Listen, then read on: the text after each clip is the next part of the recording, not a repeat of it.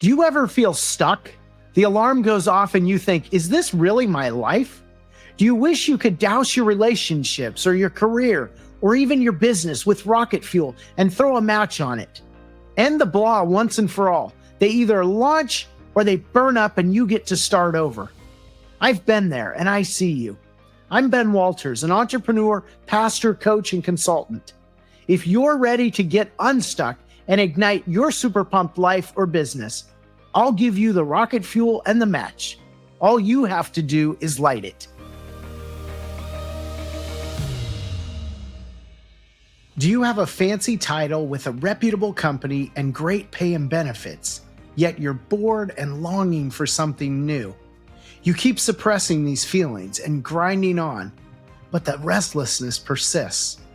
If you're feeling this way, you're not alone and you're not crazy. Our guests today, Bryan and Sylvia Nelson, share how they strategically left great jobs at Procter Gamble as a chemical engineer and a senior finance manager to take over the family real estate business.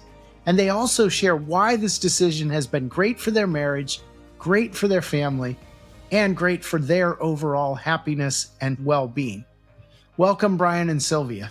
Thank you. Thank you. Good morning. Glad to be here. So first off, I wanted to just ask Sylvia about your journey from corporate to entrepreneurship. Tell me about your life prior to this venture. Okay.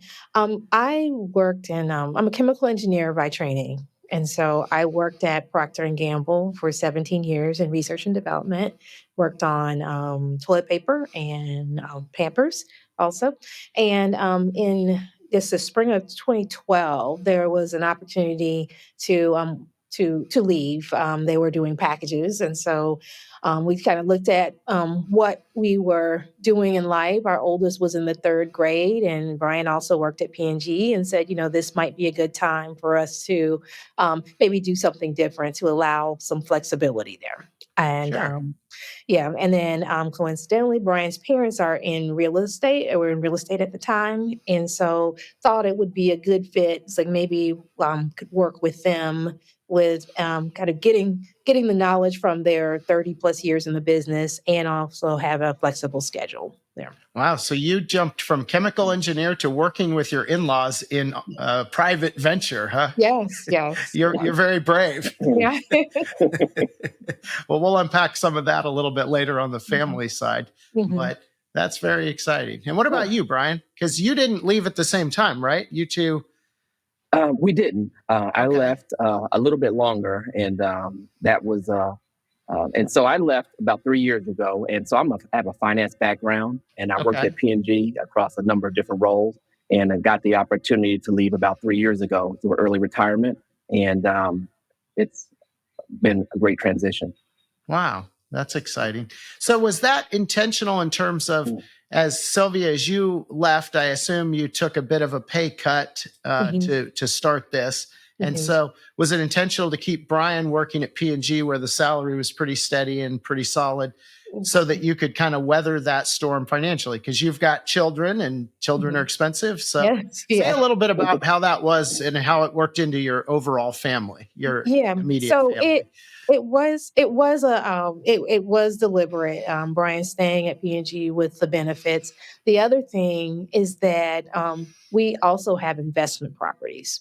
And Okay. so when we looked at the opportunity to leave, there was Bryan's salary, but there was also, and benefits, but there was also this portfolio of investment properties that we had been building for, like, I guess at that time had been the last 13 to 14 years. Wow. And Okay. so when we looked at kind of the global picture, we said, okay, we've got this, we've got P&G, we have the investment properties. It looks like it's a good time here. Okay. And then actually after we left, because I did get a package from P&G, we were able to acquire a few more investment properties Wow. Okay. to just build a portfolio there. Okay. Yeah. So you had that passive income in addition to your active income, Yes. which also kind of supplemented going into entrepreneurship. Yes. So Yeah. what was appealing about moving from Procter & Gamble, which is a very reputable, incredible company, to being out on your own. What excited you about that? And then what was scary? And I guess I'll ask that to Sylvia first, since you kind of made the leap first. So Yeah. So what was exciting about it is just the ability to dictate your own schedule, dictate your own who you worked with. You weren't subject to working with, XYZ person because they were your manager or in different, just this different department. And so that was sure. appealing. But what's scary is just not having that check on the 28th of the month. Right. Every single month. So that was very scary and took some time, very frankly, to kind of work through. And so we did take a pay cut. We had to cut back, but what we found is that there was a lot that we spent money on that we really didn't need. And Okay. so we were just very, very blessed to have the investment property, have Bryan's salary to allow things to build, allow us to build a business there. Okay. And what did your family members think of that? What did your kids think of this when I assume you sat them down as a family and said, "Mom's gonna change degrees or change direction here"? What was their reaction? I don't. They were so young. I don't Okay. know that they really cared. Okay. I mean, they're just like, well, mom's here now, and like, you have a flexible schedule, and so I think Sure. they appreciated it. I don't think. I mean, I'm trying to think. Did someone might have said like, "Are we going to have enough money?" or something like that. Sure. I Right. can't. I Yeah. can't remember, but it wasn't. I don't recall like a big kind of cataclysmic change there. It was just kind Okay. of an eventuality there. So And did you feel an immediate sense of having more time for the kids and family, or like was I, that a weight off of you leaving corporate and kind you of know, because that's a demanding life when you're yeah, it was a weight off. However, I will say I've always been like in a structured environment, whether it was okay. school or work. And so it was a big transition to go from unstructured. I mean, it's from Okay. structured to unstructured. And Sure. so, and that's probably something we could unpack later. Cause the thing is, it's like you are the master of your time. And Uh-huh. so it takes a lot of discipline. You don't have the only deadlines you set are your own deadlines. And so you don't have Sure. anyone that you're accountable to except yourself. And so that Sure. takes a lot of discipline there. And then, So how did you develop that discipline? Because I um, assume at first that must have been hard. So yeah, were there any tips or techniques that you would share with the listeners that yeah. helped you to be able to do that? I would say time blocking, Okay. just knowing what you need to do and assigning a time to get that done. Because if you don't, there's always something to distract you from it. And Sure. um, the thing is, I think it's what we say it's simple, but it's not easy there. Sure. And so, just understanding that you just making sure that you dedicate the time to do the things that you know you need to do for your business to be successful would And be you mentioned earlier you set deadlines too. So even though you don't have to have a deadline, you right. put arbitrary deadlines in place to give Yes. you that kind of motivation and Yes. endpoint for those Yeah. projects. Very Yes. smart. Yeah. Okay. Mhm. Wow. Very exciting. When you made this leap from P&G to entrepreneurship, were there people who said, "Sylvia, you're crazy"? Any girlfriends or family members who were like, "What are you doing here? You've Yeah. kind of reached the pinnacle of corporate life, and now Yeah. you're jumping off to work with your in-laws. What Yeah. what is wrong with you?" Well, I mean, really, I would say I got a lot of encouragement. Bryan was very encouraging, and really, I think a lot of people were thinking like, "Oh, I wish I could do that," Okay. And so Yeah. it's a very demanding life, and I think, yeah, I received a lot of encouragement there. Good. Mhm. All right. And how was it working with your in-laws? Just say a little bit about that. And they may be listening, so I know you Yeah, have to be a little bit diplomatic, but yeah, maybe we'll talk off air more. But yeah. I couldn't have asked for better in-laws. They are okay. very just wonderful, wonderful people, Okay. and very welcoming, and just they always would always say, we, we want, and I think it was so funny is that when I was getting my license, my mother-in-law was like, "Well, Sylvia, we don't tell you what to do, but I will tell you that you need to come here with us. That's the only thing I will tell you." Okay. Yeah. So Wow. it was wonderful. Yeah. Wow. And so do you have a succession plan in place with your in-laws where they're planning, because they're obviously older than the two Mhm. of you, well, they will transition out and you will be fully, talk a little Yeah. bit about that. Well, they retired, I guess, probably around the time Brian, that was around the time that Okay. Brian got your license. And Right. so they were working actively, and we we worked separate, but together. We marketed Okay. together because we knew as an eventuality that they would retire. And we wanted their folks to get to Sure. know me and Okay. eventually Brian. And so about 2 to 3 years ago, they officially retired. So it's Okay. just So is this all, Brian, was this all part of an Mhm. orchestrated plan for you to leave P&G as they exited, all kind of well thought through and I strategic? think so. I think leaving P&G and becoming an entrepreneur was part of my plan. And I'll Okay. say that Sylvia actually beat me to the punch. So the Okay. punch was for me to always leave it sooner, and Uh-huh. she got out faster. So, but no, I have an entrepreneurial spirit, Okay. entrepreneur at heart, and so I like being kind of out with people. So, and it Uh-huh. gives me energy. So it's something that I've always wanted to do. So you felt like it kind of released you to do a little bit more than crunch numbers and more of what you did at corporate, right? You were able to get out there more. Is that how you would? I think so. I think so. It gave me a chance to, because sometimes, to your point, you do what you do and you do Uh-huh. what you have to do. You have family, you have kids, and obligations. So that's what I did. That's And what dads do. That's definitely Mhm. what that's what dads do. Okay. that's what we do. So I felt like it gave me an opportunity to get out and kind of be who I actually am, Okay. and really do something where I could thrive. Sure. And tell me a little bit about where your kids were in their lives when you made your leap, Brian. Where were they in school? So I know our kids are When I, roughly the same age, but just talk a little right. bit about that piece of it. Sure.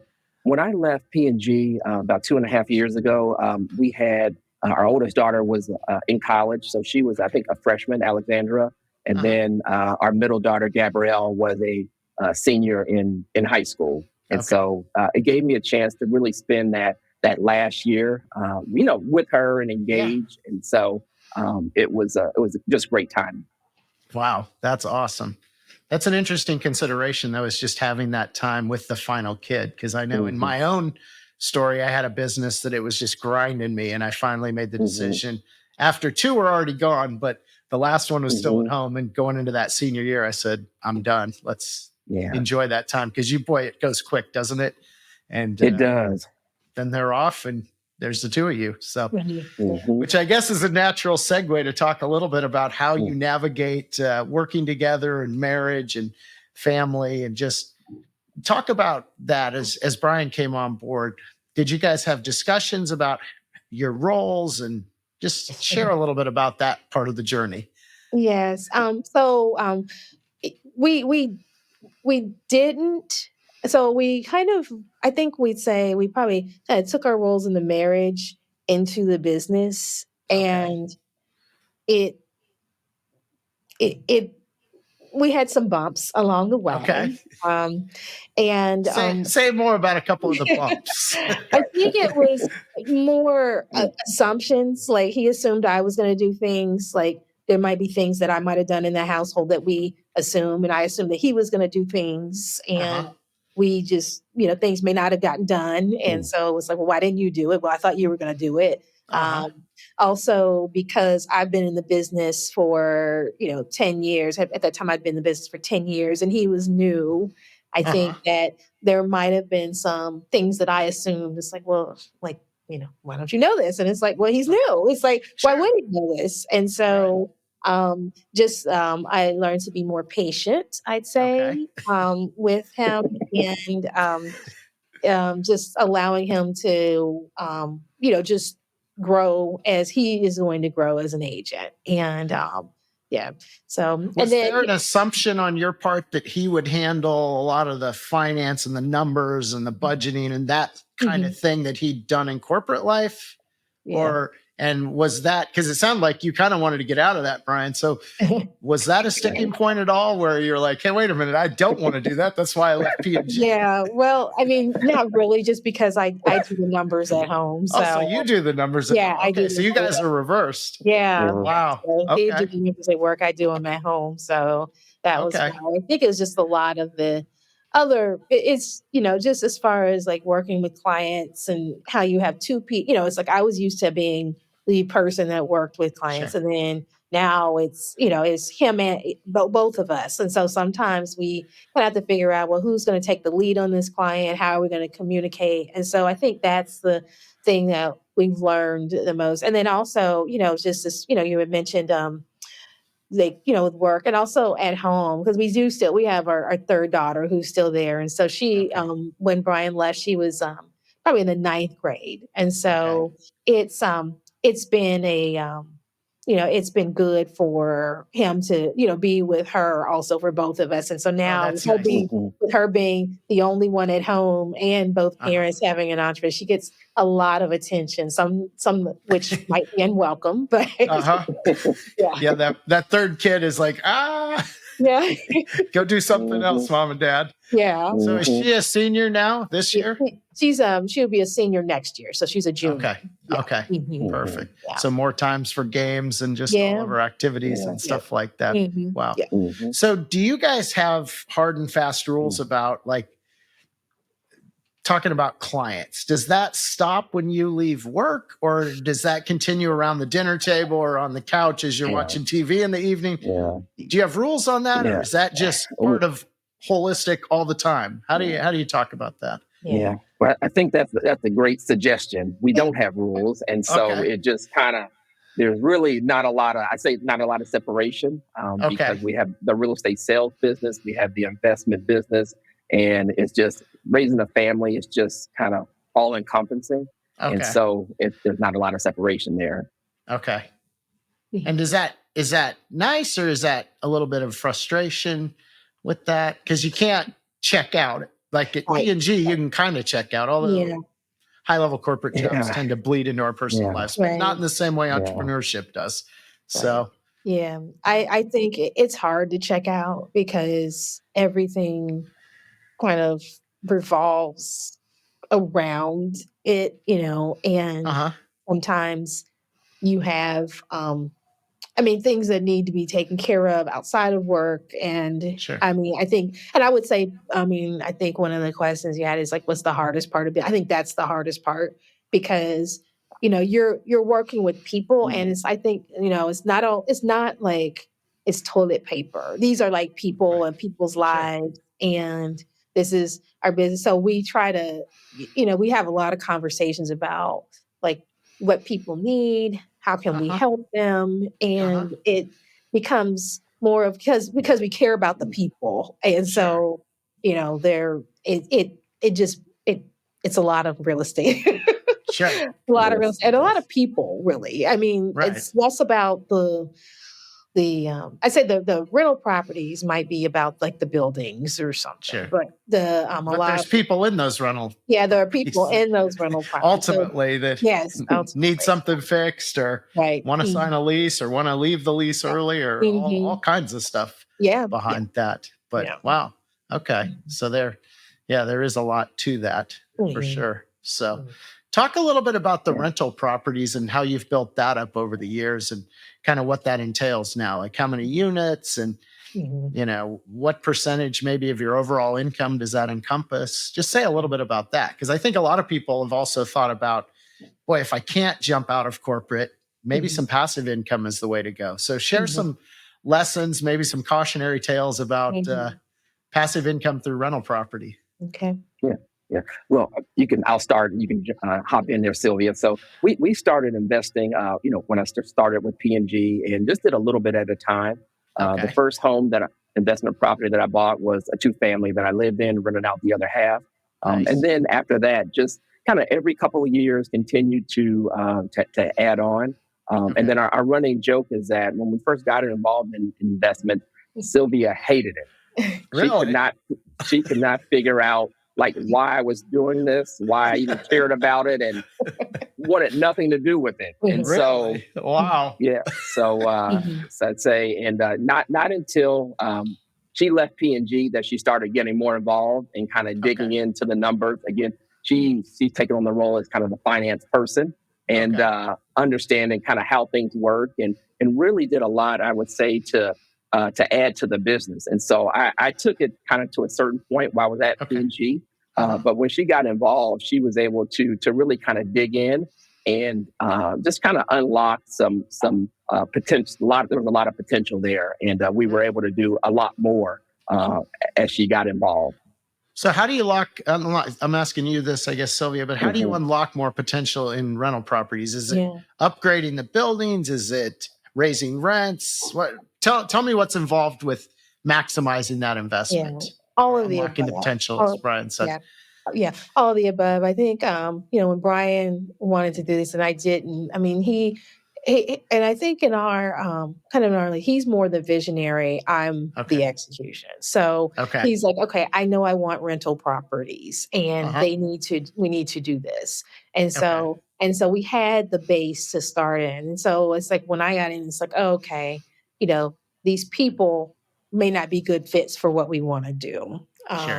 This building, if we could do this, then we could get more rents, higher rents. It's like, and then if we bought several buildings in 2014, kind of like as we're coming out of the thing. So it's like, after having been in, kind of seeing what those like, just understanding, okay, well, if it is the model. So we kind of had the buildings, Bryan, we were able to optimize those. And then it's like, okay, this is kind of what a model building looks like. And so then we could go out and acquire properties that kind of fit that model.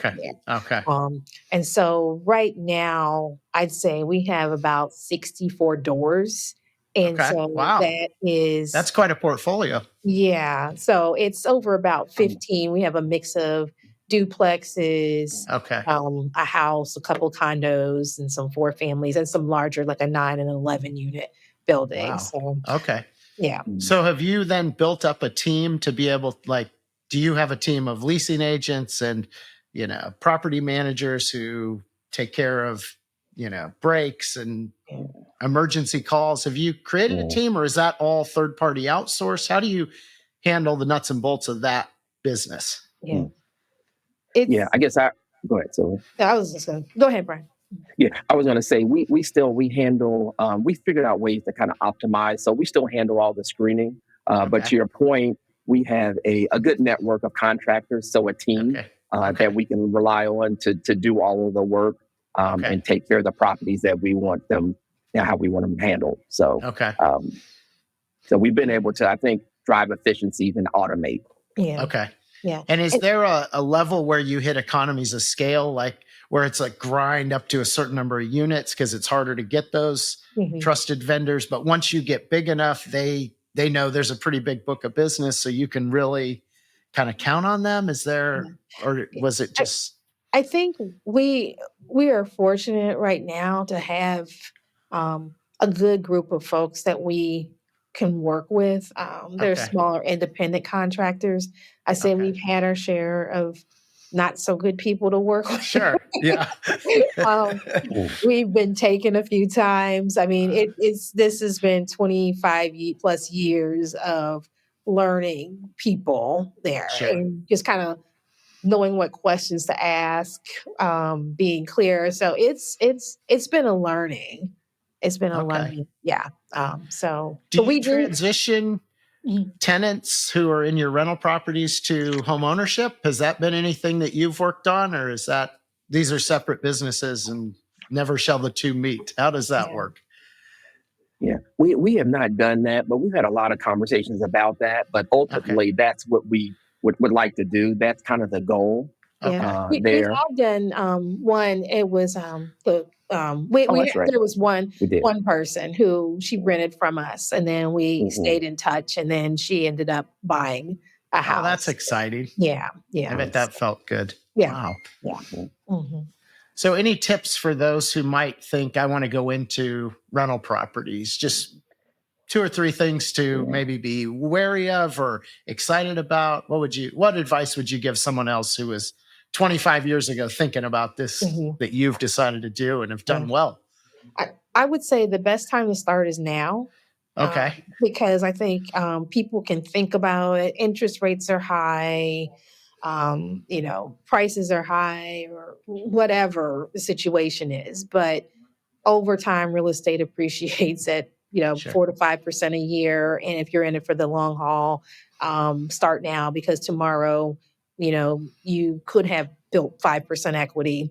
If you had started last year. So Right. Okay. That makes sense. Wow. Yeah. And I would also just say, just kind of have a strategy, figure out what path you want to take, because there's no right way to do it. Sure. Some people focus on single family, some people focus on multifamilies like we primarily do, but just figure out your path and just have a strategy and treat it like a business. Okay. That makes sense. Well, that's exciting to think about that. I want to pivot back to the real estate side, because in August, there were some pretty significant changes to how agents are compensated. And so, at least on paper. So I wanted to kind of just ask you guys about those changes, as well as how you provide value to clients, because it's kind of a negotiation. I know, I guess technically it always has been, but it was a pretty standard formula, and now it's changed. Right. So share a little bit about that. Yeah. So the changes are right now, from a compensation standpoint. Before, the seller paid all the compensation.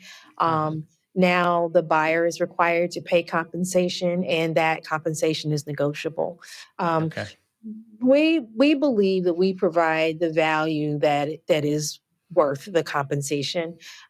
It's the service we provide is not only like, we're not like just door opener. I think some people say, okay, you just open the door. Right. That's not really true. Right. So we provide a lot of counsel, advice based upon our experience, knowledge of the market, and really, we believe in building relationships with our clients and staying in touch and communicating. And we believe we'll be in people's lives beyond the transaction. And so that's us. We offer our that is what we offer there. Yeah. Well, and you've offered some special events, and you just sent in the mail for our video people. This came in the mail of our house from the Nelson team, just unexpectedly. So talk about some of those types of things you do. I don't know if you'd call it guerrilla marketing, but just really kind of, we weren't calling you, but you were coming to our mailbox. Right. So say a little bit more about some of those initiatives you've taken on. Yeah. So what we provide for our clients, and Ben, we sold your venture several years ago in Evanston there. Yeah.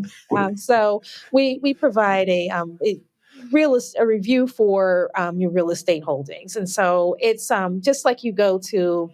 People go to a doctor for a checkup or go to your eye doctor and whatnot.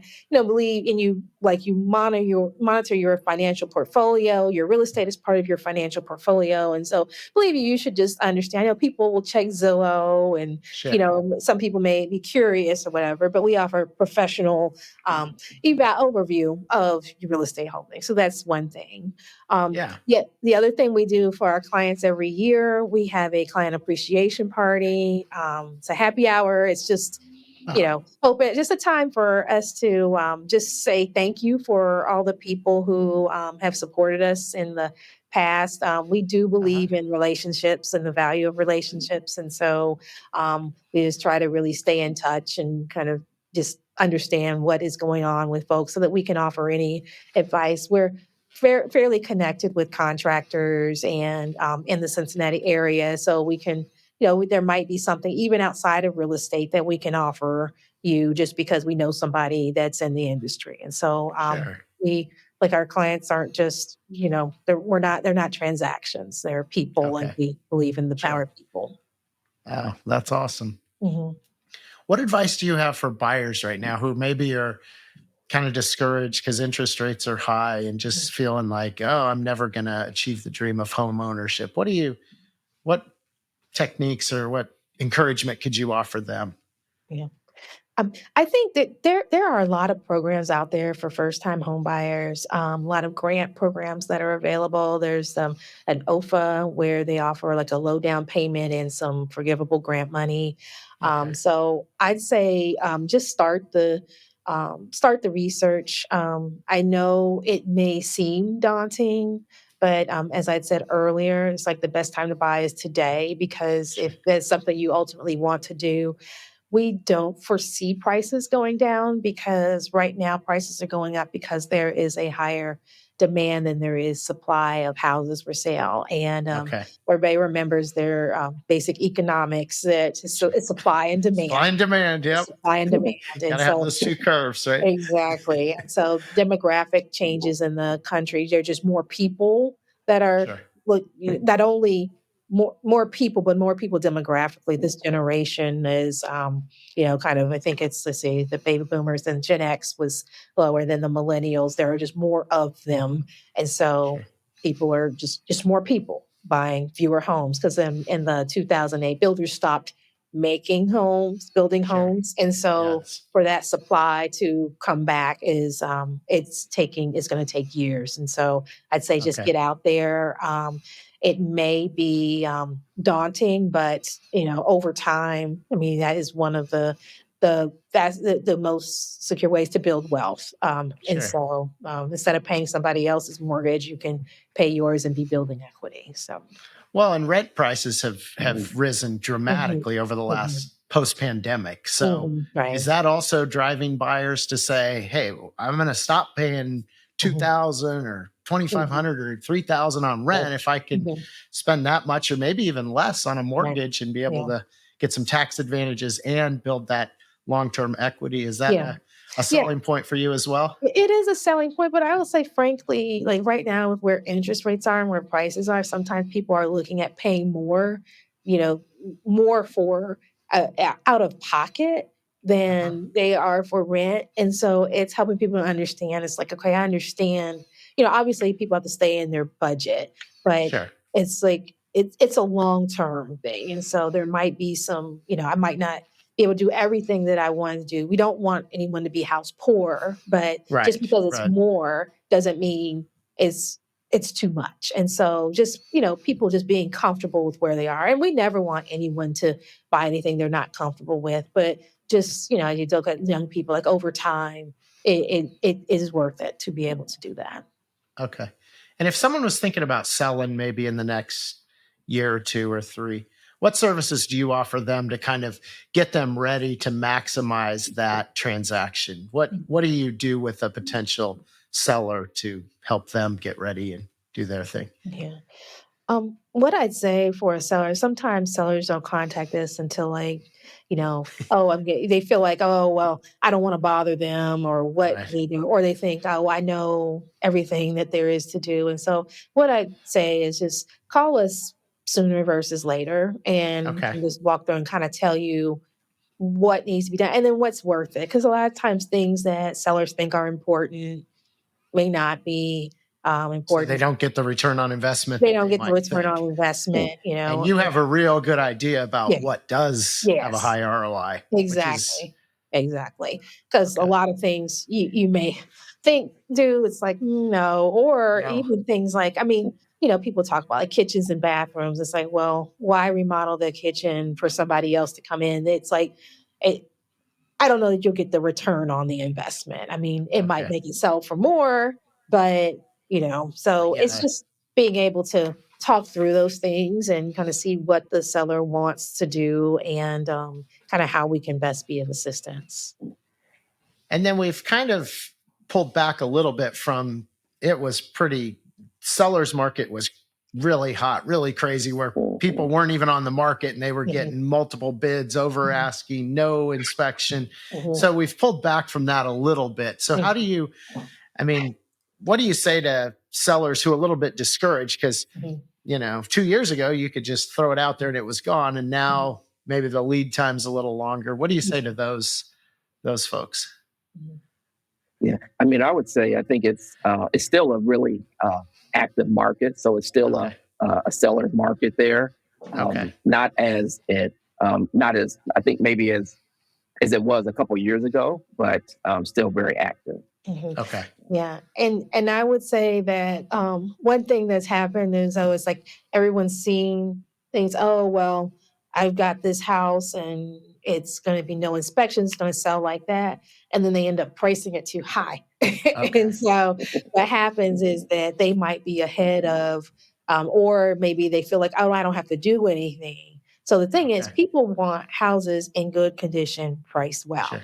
And so if you don't take care of your house won't sell. If you price it too high, your house won't sell as quickly. And so Sure. it's just managing expectations for the sellers. And so, and understanding what their timeline is, because they might not want it to sell that quickly, or they might need to be somewhere quickly. And so we just make sure that we present all of the data so that they understand what they're, what is going to happen, or what we believe is going to happen.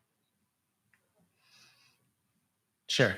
And that's part of your expertise, seeing all kinds of homes throughout the market and the access to the databases that you all have that a homeowner doesn't. So yeah, that's an important thing.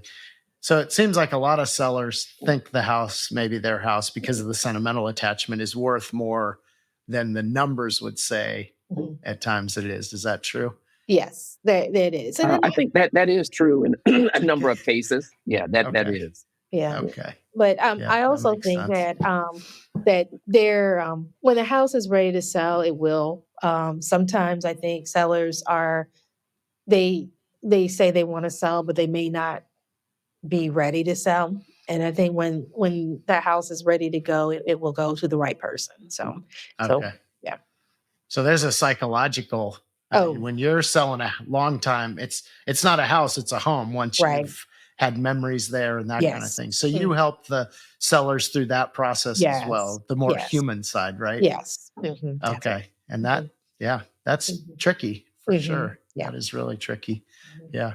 Well, I want to compliment Sylvia. We had this is a cautionary tale about rental properties and flips. My daughter, our oldest daughter, had the idea that she and I would go and purchase a small flip house, and she would work on it with me, and that would make her enough money to buy her first car. And it didn't work out as well as she had hoped. I think I tend to do things at a very high level. And in order to flip, you've got to do them at contractor grade. And so it became a strain on our finances and on our relationship. And my daughter called it the soul-sucking death machine that we worked on together. And so finally we said uncle, and we contacted Sylvia, and Sylvia was able to get us out of that for a modest profit. I don't think it bought her the fancy brand new car she was hoping, but she got some wheels and was able to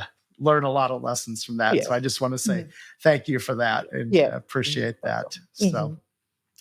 So I guess in kind of summation, I wanted to give each of you a chance to just share with the listener anything that kind of nuggets of wisdom, things that you're excited about as you have transitioned from corporate into working with your spouse in a private venture, and just maybe a little bit of encouragement for our listeners. So I'll give you each the floor just for a quick bit of wisdom. Yeah. Right. Yeah, well, I think from my standpoint, I'm excited about Sylvia and I. We worked together for the last couple of years, and as she mentioned, there've been some bumps in the road, and we've gotten through those.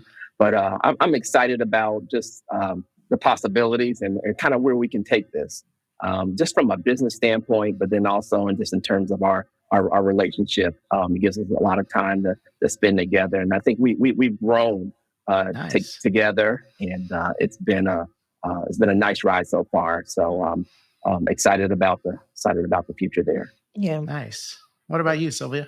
I'd say something similar. I remember when Bryan told me he was leaving, and I was like, oh, I get my husband back. And so I was excited to see him be who he is, and excited about what we can do. I mean, we have, it's a continued work in progress, and we think we can do even bigger things together now that as we're both focused on them. And so it's good to have his vision, because like I said, I'm the realist, and he's You're the ops person. Yeah, I'm just like, okay, let's get it done. But he just sets the vision. It's like, well, why not Like, why not? Why can't we do this? And it's like, oh, well, maybe we can. Let's figure out how to make that happen. So I'm just very excited awesome. and appreciative of that. Well, thank you both for giving me part of your day and coming on. And thank you for all you've shared today with the listeners. I really appreciate that and wish you both the best in the Nelson team. Okay. Thank you. All right. All right. Thank you. Thank you.